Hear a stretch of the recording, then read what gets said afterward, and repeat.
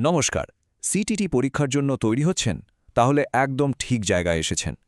আজ আমরা পেডাগোজির এমন একটা টপিক নিয়ে কথা বলবো যেটা হলো একেবারে এর হৃৎপিণ্ড, মানে ভাষার দক্ষতা বা ল্যাঙ্গুয়েজ স্কিলস। এটা শুধু পরীক্ষায় ভালো নম্বর তোলার জন্য নয়, একজন অসাধারণ শিক্ষক হয়ে ওঠার জন্যও কিন্তু ভীষণ জরুরি। চলুন তাহলে শুরু করা যাক। প্রথমেই প্রশ্ন আসে, এই টপিকটা ঠিক কতটা গুরুত্বপূর্ণ? দেখুন, সোজা কথায় বলতে গেলে প্রতি বছর সিটিইটি পরীক্ষায় এই একটা টপিক থেকেই কিন্তু ৩ থেকে ৪টে প্রশ্ন আসবেই আসবে।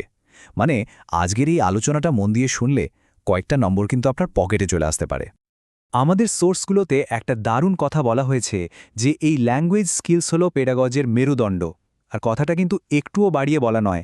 একবার ভেবে দেখুন তো, ভাষা ছাড়া কি শেখানো সম্ভব? একেবারেই না। তাই একজন শিক্ষক হিসেবে এই দক্ষতাগুলো কিভাবে কাজ করে তা জানাটা কিন্তু মাস্ট। আচ্ছা, তাহলে এবার আসল কথায় আসা যাক। ভাষা শেখার পেছনে প্রধানত ৪টে স্তম্ভ আছে। ছোট করে এদেরকে বলা হয় LSRW। তো এই এলএসডব্লিউ আসলে কি? খুব সহজ। এল হলো লিসনিং মানে শোনা, এস হলো স্পিকিং মানে বলা, আর হলো রিডিং মানে পড়া, আর ডব্লিউ হলো রাইটিং মানে লেখা। কিন্তু আসল কথাটা লেখা আছে স্লাইডের একদম নিচে। মনে রাখতে হবে, এই দক্ষতাগুলো কিন্তু একটা একটা করে আলাদাভাবে শেখানো হয় না। এগুলোকে একসাথে একটা সমন্বিত বা ইন্টিগ্রেটেড পদ্ধতিতে শেখাতে হয়। কারণ বাস্তব জীবনে তো আমরা এভাবেই ভাষা ব্যবহার করি, তাই না? এটাই পরীক্ষার জন্য খুব খুব জরুরি একটা পয়েন্ট। এবার এই ৪টে দক্ষতাকে আরও সহজে বোঝার জন্য আমরা দুটো বড় ভাগে ভাগ করে নেব। আর মজার ব্যাপার হলো, এই ভাগটা থেকেই কিন্তু সিটিএটে প্রায় প্রতি বছর সরাসরি প্রশ্ন তুলে দেয়। এই স্লাইডটা কিন্তু খুব ভালো করে বুঝতে হবে। দেখুন, ব্যাপারটা খুব সোজা। একদিকে আছে রিসেপটিভ বা গ্রহণমূলক দক্ষতা, মানে যেগুলোর মাধ্যমে আমরা তথ্য গ্রহণ করি বা রিসিভ করি, যেমন শোনা আর পড়া।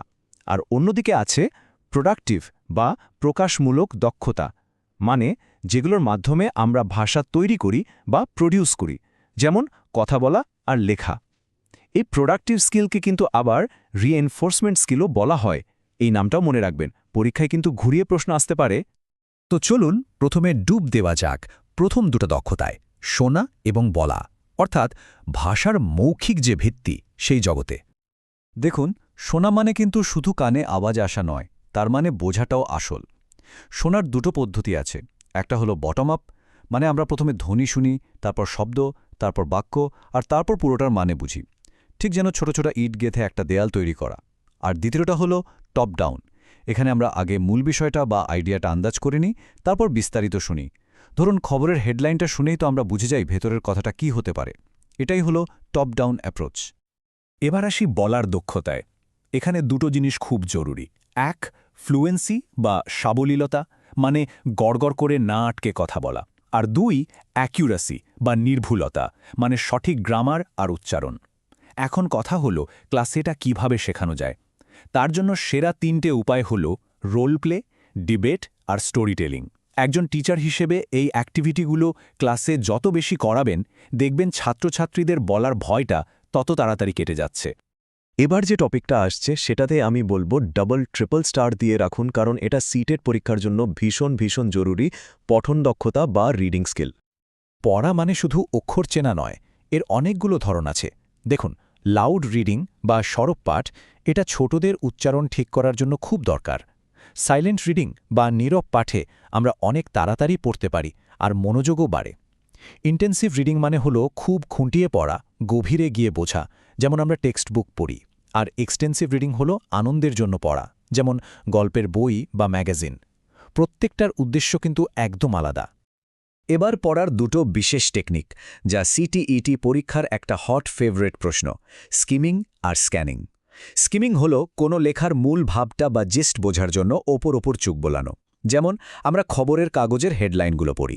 আর স্ক্যানিং হলো একটা নির্দিষ্ট তথ্য খুঁজে বের করা, যেমন ধরুন রেজাল্টের লম্বা লিস্ট থেকে নিজের নামটা খুঁজে বের করা। মনে রাখবেন, স্কিমিং মানে মূল ভাব আর স্ক্যানিং মানে নির্দিষ্ট তথ্য।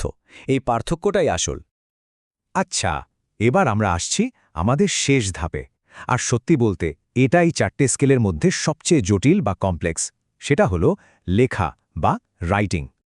ভালো লেখা কিন্তু হঠাৎ করে আকাশ থেকে পড়ে না, বুঝলেন? এটা একটা প্রসেস।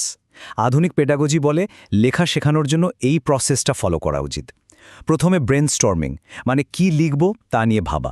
তারপর ড্রাফটিং, মানে একটা খসড়া তৈরি করা। এরপর এডিটিং, মানে ভুলগুলো খুঁজে ঠিক করা। আর সবশেষে ফাইনালাইজিং, মানে লেখাটাকে চূড়ান্ত রূপ দেওয়া। লেখার জগতে আরও দুটো জরুরি কনসেপ্ট হল নোট টেকিং আর নোট মেকিং। ভাবুন, আপনি ক্লাসে বসে আছেন, টিচার যা বলছেন আপনি ফটাফট খাতায় টুকে নিচ্ছেন। ওইটা হলো নোট টেকিং। আর পরে বাড়ি গিয়ে যখন ওই হিজিবিজি লেখাগুলো গুছিয়ে নিজের ভাষায় পয়েন্ট করে সুন্দর করে লিখছেন, ওটা হলো নোট মেকিং। দুটোর মধ্যে কিন্তু একটা সূক্ষ্ম কিন্তু খুব গুরুত্বপূর্ণ তফাৎ আছে। বেশ, অনেক তো থিওরি হলো। এবার চলুন পরীক্ষার হলের জন্য কিছু ব্রহ্মাস্ত্র নিয়ে নিই, মানে কিছু কিওয়ার্ডস যা দেখলেই আপনি সঠিক উত্তরটা চট করে ধরে ফেলতে পারবেন। এই স্লাইডটা হলো আজকের পুরো আলোচনার সারমর্ম। এই পয়েন্টগুলো একদম গেঁথে নিন। ১. ভাষা শেখা শুরু হয় শোনা বা লিসেনিং দিয়ে। এটা হলো একদম প্রথম ধাপ। ২. রোল প্লে অ্যাক্টিভিটিটা শোনা এবং বলা, দুটো স্কিলের জন্যই বেস্ট। ৩. পিকচার কম্প্রিহেনশন, মানে ছবি দেখে কিছু বলা। এটা স্পিকিং স্কিল বাড়াতে দারুণ কাজ দেয়। আর ৪. পড়ার সময় অনুমান বা গ্যাসিং করাটা কিন্তু একটা খুব জরুরি সাবস্কিল। এই কথাগুলো থেকেই কিন্তু সরাসরি প্রশ্ন আসতে পারে। আমাদের আলোচনা আজ এখানেই শেষ, কিন্তু যাওয়ার আগে একটা প্রশ্ন রেখে যাচ্ছি। একজন ভাবী শিক্ষক হিসেবে আপনি এগোচ্ছেন, তো আপনার কি মনে হয় ছোট ছোট শিক্ষার্থীদের মধ্যে এই 4টে দক্ষতার মধ্যে কোনটা গড়ে তোলা সবচেয়ে আগে দরকার আর কেন? অবশ্যই ভেবে দেখবেন। ধন্যবাদ।